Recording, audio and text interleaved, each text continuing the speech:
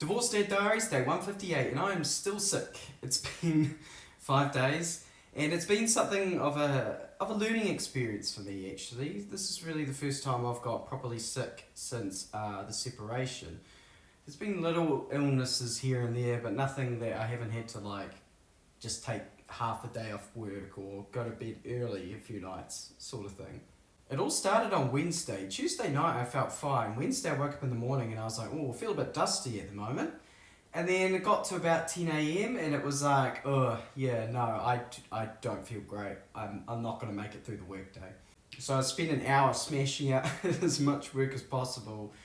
Messaged my boss and said, yeah, based on how I'm feeling, I don't think we're going to be here tomorrow either. And it hit me very quickly. Suddenly the fever started coming on, the body aches. I messaged my ex-wife and I was like, oh, I haven't felt this bad since I had the second bout of COVID. Do we have any COVID tests? Fortunately, she found them and she dropped them off before the kids came home from school. So this was only in the space of a few hours that this really hit me. That's how fast it came on. I took the 2 COVID tests, both came back negative. So I was like, maybe I've actually just got the flu. I haven't had the flu since I was a kid. I've just had, kind of colds here and there. And that night, I went and got the E2 bottles and got my dumplings. Messaged my boss, said, yep, definitely won't be in tomorrow. Turned off my alarm, went to bed at 9:30 p.m. and woke up at 6 a.m. Which is before my alarm would have gone off anyway. Thursday wasn't much better. Camped here on the couch, played some Xbox, watched a movie called The Town featuring Ben Affleck with a Boston accent. Went out to dinner with my friend and then woke up on Friday morning still feeling terrible. And that's when I know it's bad because I've taken 2.5 days off work now and I can't remember the last time I took 2.5 days off work. Anything more than 2 days is a real surprise.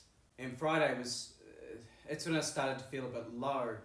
That's when I really was just like, that's when I was beside myself. I was sitting here feeling hopeless, feeling like I had no help, and not wanting to ask for any help, and just, I don't know. I was really having a sort of a mental battle with myself. And I really didn't make it better for myself because I then watched Manchester on the Sea, which features Casey Affleck with a Boston accent. Funny how that works. And that's quite a depressing movie. Great movie though. But then that night, the fevers and the shivers, I went to bed at 10 p.m. thinking, okay, I'll go to bed at like a regular time, and then woke up at 2 a.m. And my body was like, alright, time to get up. And it was like, no, it's not. Got up, had some painkillers, lay back in bed for an hour, staring at my ceiling, finally went back to sleep, and woke up at about 10 a.m. on Saturday. That's the longest I've slept in a very long time. On Saturday, I was like, oh, I need to get out, get some sun, get some vitamin D, so I put on a backpack. I walked down to the local dairy, grabbed a few more E2s, a few more eats, got home and was just wrecked from that small physical activity. So I watched Fear Street, part 2, and yeah, I want to do things, I'm feeling restless, but every time I try and do something, I am just tired. And I'm torn between just getting it done and trying to rest so I can be as good as possible because it's now Sunday and my kids come home tomorrow. And I'm not even sure if I'm going to be mentally okay enough to work.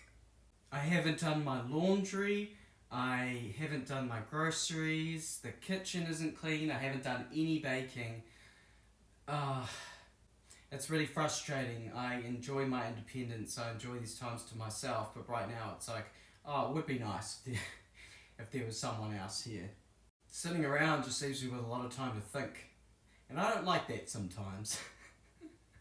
Sometimes it's nice to be distracted by work and children and everything else. I've developed quite the nasty cough, so I don't really want to go anywhere. I'm going to order my groceries online and get them delivered. I've never done that before, so I'm hoping I won't run into any issues doing that. I might just have to have a conversation with my ex about what to do if I'm not in a position to look after the kids, because I might just be able to. I don't know. It's given me a bit to think about. But on the menu today, I'm going to watch Knives Out.